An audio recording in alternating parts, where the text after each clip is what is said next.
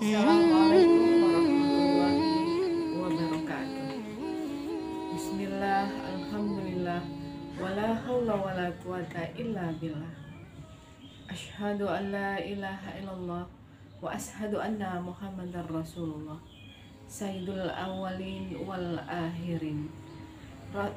Allahumma sholli ala sayyidina Muhammad wa ala ali sayyidina Muhammad. Rabbi shrahli sadri wa yassirli amri wahlul 'uqdatam min lisani yafqahu qawli. Amin ya rabbal alamin.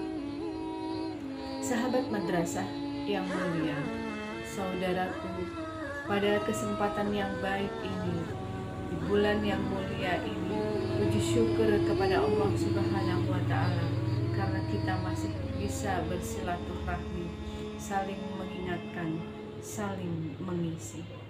Dalam satu bulan ini, Allah memberikan fasilitas ganjaran yang luar biasa untuk mencapai predikat hamba yang bertakwa. Predikat takwa di mata Allah adalah predikat yang paling tinggi. Definisi takwa adalah menjalankan perintah Allah dengan sadar serta menjauhi segala larangannya.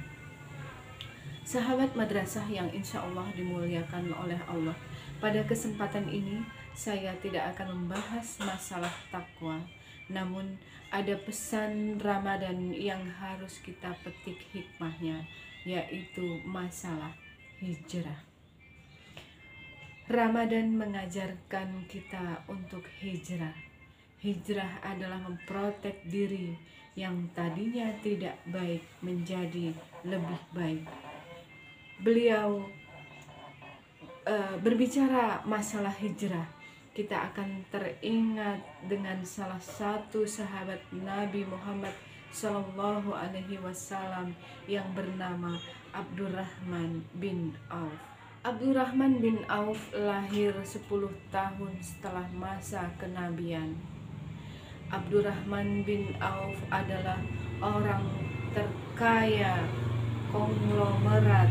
Beliau adalah salah satu sahabat Nabi yang pertama kali masuk Islam, atau sering kita sebut sebagai as-sabiqunal awwal.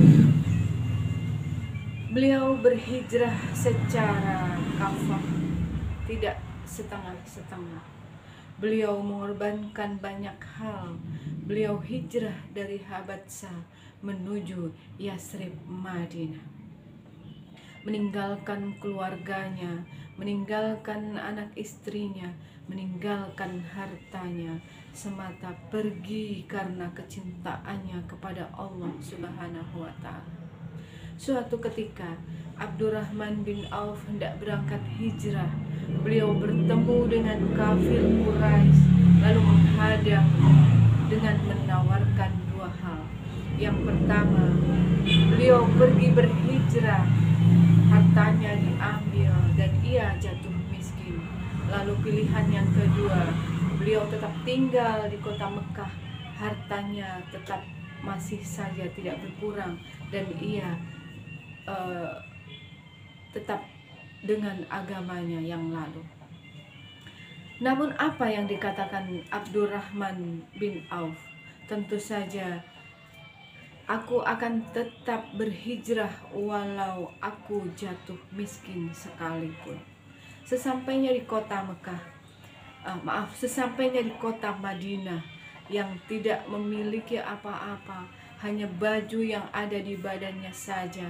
Kemudian bertemulah dengan Rasulullah. Lalu Rasulullah mempersaudarakan kaum Muhajirin dan kaum Ansor dengan salah satu orang terkaya di kota Madinah, yaitu Sa'ad bin Rabi' al-Ansori. Sa'ad mengatakan kepada Abdurrahman bin Auf, karena Sa'ad mengetahui bahwa Abdurrahman tidak memiliki apa-apa, lalu Sa'ad akan menyerahkan hartanya kepada Abdurrahman bin Auf. Apa kata beliau?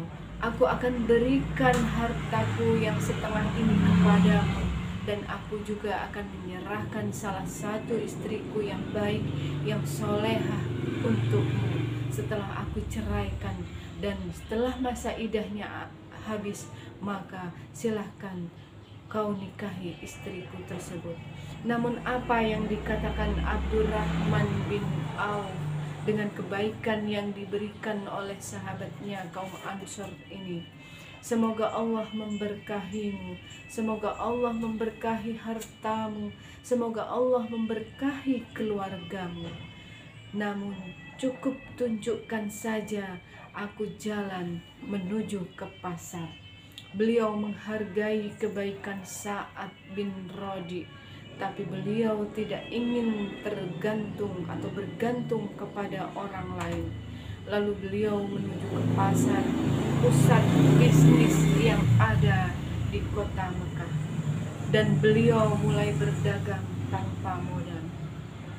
Beliau mencari peluang bisnis, mencari peluang usaha, apa yang bisa dilakukan. Lalu beliau menjual dagangan milik orang lain, dan tidak perlu waktu lama Abdurrahman bin Auf diberikan kelebihan oleh Allah Subhanahu wa Ta'ala.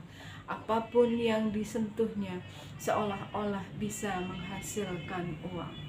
Maka dalam waktu yang cepat Abdurrahman bin Auf dapat mengumpulkan pundi-pundi kekayaannya karena keahliannya dalam berdagang yang luar biasa.